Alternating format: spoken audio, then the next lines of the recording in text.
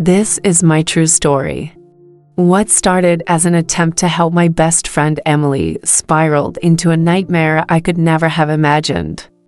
I allowed my husband to become her lover, thinking it would ease her loneliness, but it ended in betrayal, heartbreak, and tragedy. Watch as I share the shocking choices I made, the secrets that tore us apart, and the devastating consequences that followed. True story, betrayal story, shocking story, dramatic story, relationship drama, best friend tragedy, forbidden love, moral dilemma, psychological drama, story time, animated story, emotional story, friendship betrayal, life lesson, tragic ending, true story, #storytime, #drama, #betrayal, #friendship.org, #relationship drama, emotional story, #tragic story, #life lessons, #shocking story, #animated story. I'll never forget that day. I thought I was just coming over to Emily's apartment to help with some groceries, nothing more. But the moment I stepped in, everything changed. I froze, my heart pounding, as I saw her dad, Emily, my best friend since childhood. And she was doing something so intimate, so private, that I couldn't unsee it. I ducked instinctively, my mind racing. I shouldn't have looked. I should have knocked. But curiosity and horror kept me rooted in place. She didn't notice me at first, wrapped up in her own world. And then, when our eyes met, her face flushed. I stumbled over my words. Emily. She waved me off. Embarrassed but oddly defiant. It's fine, she said. But I could see the shame, the longing, the loneliness. That look, so many emotions packed into her eyes, haunted me. Walking back to my car, I couldn't stop thinking about it. Why hadn't she told anyone? Why did she do this in such secrecy? And why did I feel something strange in my chest? That night, I couldn't sleep. Emily's face kept appearing in my mind, a mix of vulnerability and something I couldn't name. I kept asking myself, am I overreacting? Or is this wrong? Mike, my husband, noticed my mood. You've been distant all day, he said casually, leaning against the doorway. I shook my head. It's nothing, I lied. But part of me wondered if I could trust him with the secret. Could I tell him what I'd seen? Or would that make it worse? Then a thought, unthinkable, almost perverse, crossed my mind. What if he could help her? What if, in some twisted way, he could be what she's missing, and I could control the situation? My stomach churned as I realized what I was imagining. I tried to shake it off, telling myself I was just worried about Emily. But the line between helping and something darker had already blurred. A week later, I found myself alone with Emily at her apartment. She was more open than usual, more vulnerable.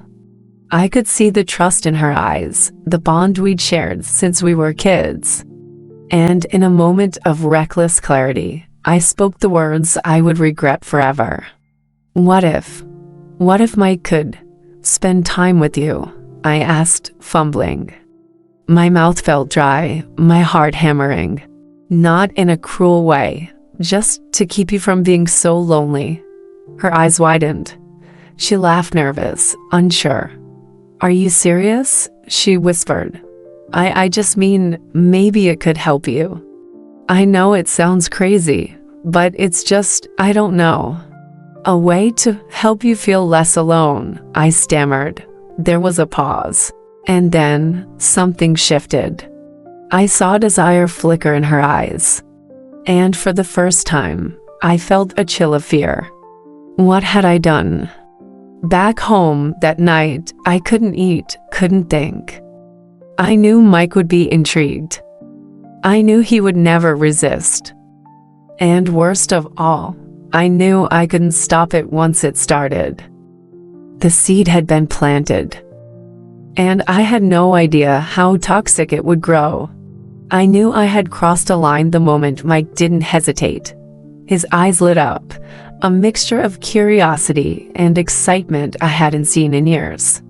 That night, as we talked in hushed tones in our bedroom, he didn't hide his thoughts. "You're serious?" he asked, leaning close. Voice low. "You want me to be with Emily?" I nodded, unable to speak. Part of me wanted to scream, to stop myself, but it was too late. The words were already out, and the consequences were already in motion.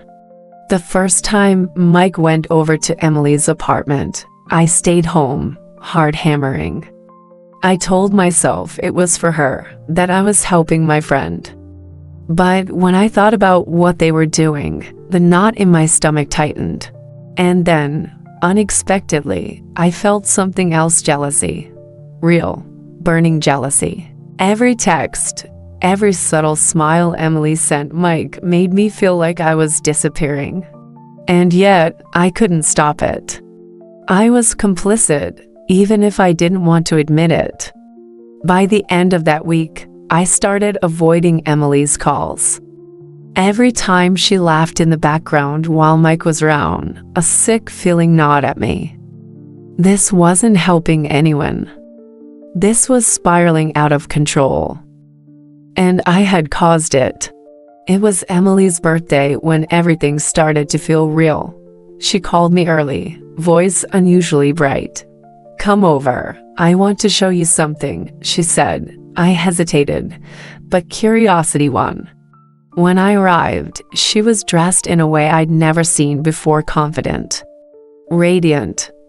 And Mike was there too, smiling like a child who had found a forbidden treasure. I tried to smile, to keep up appearances, but inside, panic surged. Over cake and awkward conversation, Emily leaned close to me. "You did this, you know," she said softly, eyes glimmering. "You opened the door." I froze. She was right, I had. And now I couldn't undo it. The weight of my decision pressed down, heavy and suffocating. Later that night, I overheard a conversation between Mike and Emily. Their laughter, the private jokes, they were no longer hiding anything. I felt like a ghost in my own life, watching my marriage and my best friendship twist into something unrecognizable. The lies piled on top of each other. I lied to Mike about my feelings. I lied to Emily about boundaries. I lied to myself about control. But deep down, I knew the truth. I had unleashed a storm that I couldn't contain. A month later, the news hit like a lightning strike. Emily was pregnant.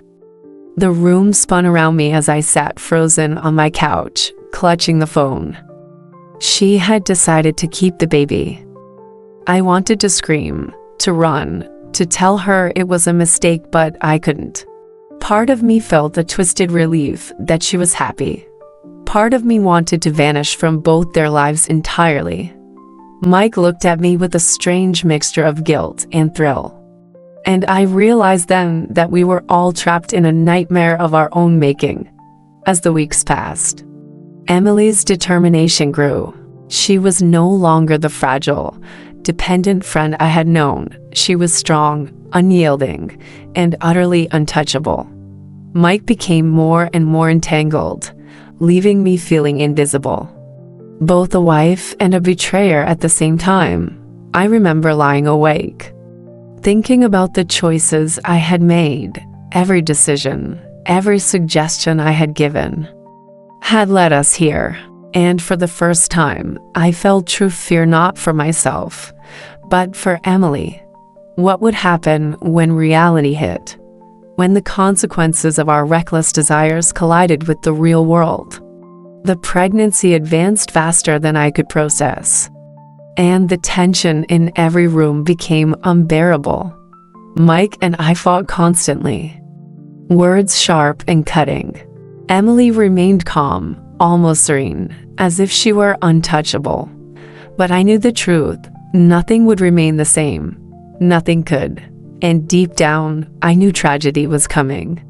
By the time Emily was in her final weeks of pregnancy, our lives were a war zone. Mike and I barely spoke without arguing. Every glance at him reminded me of my own complicity, and every interaction with Emily was a mix of guilt and dread. Emily, despite her disability, had grown more assertive than I ever imagined. She demanded respect, demanded control over her life and over Mike. I watched, powerless, as my husband devoted himself to her, and the life we once had crumbled into dust. One night, I confronted Mike. "This is out of control," I said, voice trembling. "We've gone too far. She's taking everything from us." He looked at me, tired but unrepentant. "You allowed this, remember? Don't act like you're innocent." He was right. Every choice I had made, every boundary I had ignored, had led us here. And Emily had won in a way I couldn't stop. It happened on a stormy evening. Emily went into labor, unexpectedly early. We rushed her to the hospital, tension cutting through every second. Mike was panicked. I was frozen. And Emily, she remained strangely calm, almost serene, as if fate itself had put her in this moment. But complications arose. The doctors' faces told the story before words could. She was in danger, the kind of danger no one could fully prepare for. I felt my stomach drop, my heart hammering. I realized that all of this, the secret, the forbidden choices, the lies had led to this moment. And then it happened. Emily didn't survive. My best friend, my childhood companion, the person I swore to protect, was gone. The days that followed were a blur. Funeral arrangements, condolences, and whispered questions filled the air. Mike and I moved through it like ghosts. I couldn't look at him without seeing the reflection of our betrayal, and every memory of Emily now carried the weight of death. I kept replaying our choices, every moment where I had rationalized something terrible as helping her. It was clear now. My help had destroyed her. Friends and family didn't understand, and neither did I. I couldn't explain the twisted logic, the forbidden impulses, or the guilt that consumed me. And every time I closed my eyes, I saw her face serene, untouchable, gone, and I knew nothing could bring her back. Weeks later, I sat alone in our apartment, staring at a childhood photo of Emily and me, arms around each other, smiling. I had never felt the weight of regret like this.